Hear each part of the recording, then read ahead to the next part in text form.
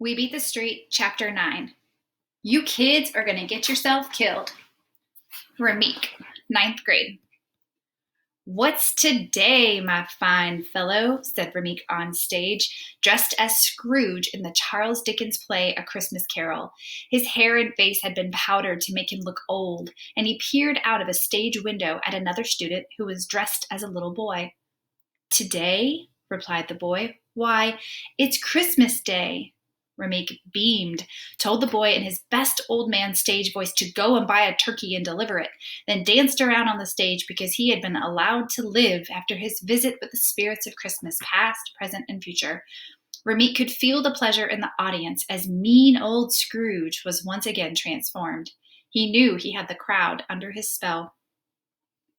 The play rolled to its conclusion, and Ramik shouted in a booming voice, as Tiny Tim has said many times, God bless us, every one.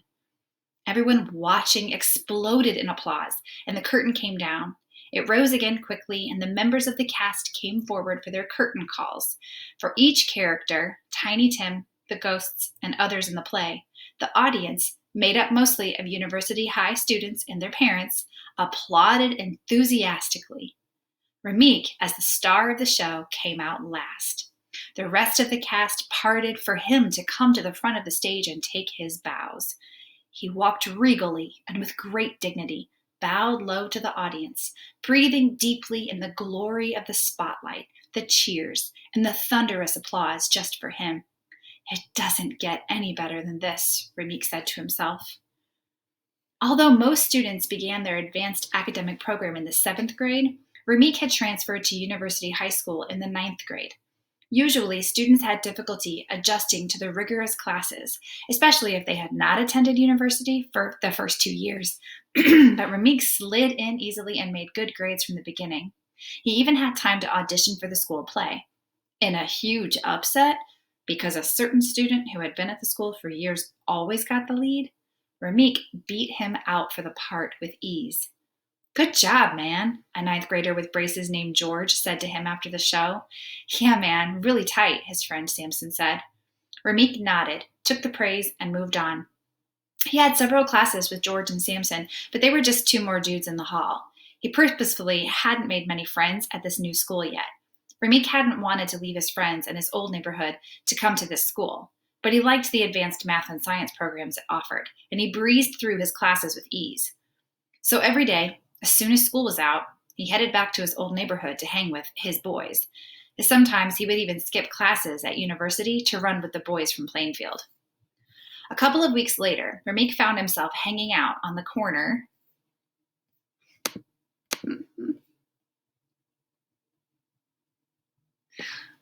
Ramik found himself hanging out on the corner near Plainfield Elementary with his old friends, about 10 of them. Glad you made it, man, a kid named Bookie said. Yeah, Ramik always come through for us, a skinny boy named Marley added with appreciation. What are we going to do today? Bookie asked. Sean, who had done time in juvenile detention, as had Marley, said with bravado, We're going down to Arlington Avenue and whip somebody's butt. Nobody asked why. It might have had something to do with a comment one of the Arlington boys had made earlier. It didn't really matter. They didn't need much reason to fight. Ramik and the others put their hands in their pockets and sauntered down the sidewalks of Plainfield, looking for trouble, looking for someone to beat up. When they got to the bus stop, several of the Arlington Street boys yelled at them from cars driven by older kids, perhaps their older brothers. Ramik and his boys shouted back. Finally, Ramik said, You think you so bad? Why don't you get out of them cars and do something? The Arlington Street kids, about 10 of them, jumped out of their cars and proceeded to punch and roll with Ramik and the Plainfield boys. Everybody squared off with the one person, and the brawl began. One kid, a big guy with missing teeth, threw a punch at Ramik, who ducked, then darted back up, swung hard, and popped the kid in his face. The boy fell to the ground, another tooth dangling from his already broken mouth. He jumped up then, anger and fire in his eyes, and began to chase Ramik and his friends. Just then, the city bus lumbered up to the stop, and the door opened. Ramik and his friends, anxious to get away in a hurry, jumped on the bus. It pulled away in a hiss of exhaust fumes. Whew, that was close, Ramik said, rubbing his fist. Punching that kid in the mouth had cut and bruised the back of his hand. It ain't over yet, Marley said. They're getting in their cars and chasing the bus. Ramik peered out of the bus window. Sure enough, the Arlington boys, looking angry enough to kill, were speeding behind the bus, which was pulling up to its next stop. Bookie ran to the front of the bus and begged the bus driver, "Man, you can't let them kids on the bus. They're gonna kill us." The bus driver, angry that these kids he considered to be hoodlums were using his bus as a part of their fight, retorted, "I'm not allowed to refuse anyone a ride on this bus. You kids take your fights and your foolishness elsewhere. You're endangering hardworking folks who just want to get home from work."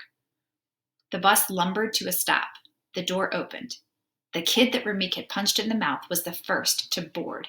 He waved a $50 bill. "This is for me and my 15 buddies," he said defiantly to the bus driver. The driver looked at what was becoming a dangerous situation and said, "I don't have change for a 50, son." The boy just said, "Keep the change. I don't want to ride your bus anyway. I want these punks you got riding on it." He grabbed Marley and tried to pull him off the bus, but Marley held on as tight as he could to the bus pole. Ramik and Bookie and the others pulled Marley's legs and got him back. The Arlington boy jumped off the bus then, and the bus sped off. Ramik and the others sat quietly, trying to catch their breath and wondering what would happen when the bus reached the end of the line. The Arlington boys continued to follow the bus in their cars, patiently waiting for revenge. By the time it reached the end of the line, no one was left on the bus except for Ramik and his friends. The Arlington boys were still right behind them. "If we can make it to my friend Drea's house, we'll be safe. He lives 2 blocks from here," Ramik suggested. "We better be doing some flying," Bookie said. "You boys are on your own now," the bus driver said. "Don't you have anything better to do?" he asked.